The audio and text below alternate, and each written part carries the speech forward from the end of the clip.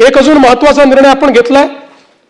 मुंबईमध्ये आपल्याला माहिती आहे की सगळ्यात मोठं पोलीस दल मुंबईत आहे आणि मुंबईच्या पोलीस दलांकरता घरांचा प्रश्न तर आहेच, पण असलेली अस्तित्वात असलेली जी घरं आपण अलॉट केली आहे त्यातली ही 90% घरं जी आहेत ती छोटी आहे, म्हणजे त्यांना जी देय घरं आहेत त्या देय घरांच्या एवढी ती घरं नाही आहेत, काहीतरी आपल्याला माहिती आहे फार जुनी घरं आहेत। आणि म्हणून आपण आता एक प्रकल्प हातामध्ये घेतलेला आहे की ज्याच्यामध्ये पोलीस दलातील अधिकारी अंमलदार यांच्यासाठी जी काही शासकीय घरं आहेत ती निर्माण करण्याच्या संदर्भात आम्ही मुंबईमध्ये पोलिसांची सगळी भूखंड शोधून काढली।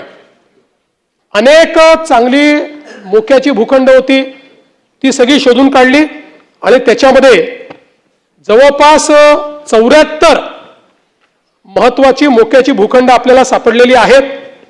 या ठिकाणी जवळपास 40,000 शासकीय पोलिसांची निवासस्थानं तयार करण्याचा निर्णय हा मुंबईमध्ये आपण घेतलेला आहे।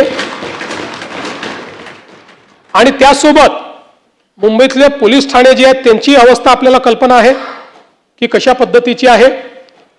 यामध्ये जवळपास 93 सुसज्ज एकसारखे म्हणजे चांगल्या पद्धतीने सगळ्या सोयी असतील असे नवीन पोलीस स्टेशन्स देखील मुंबईमध्ये बांधण्याचं या प्रकल्पाच्या अंतर्गत आपण या ठिकाणी प्रस्तावित केलं आहे। एकूणच अध्यक्ष महोदय, या ठिकाणी आता पोलिसांच्या घरांच्या संदर्भात अजून पुष्कळ माहिती आहे, पण बराच अजून गोष्टी बोलायच्या असल्यामुळे सगळी माहिती मी देत नाही।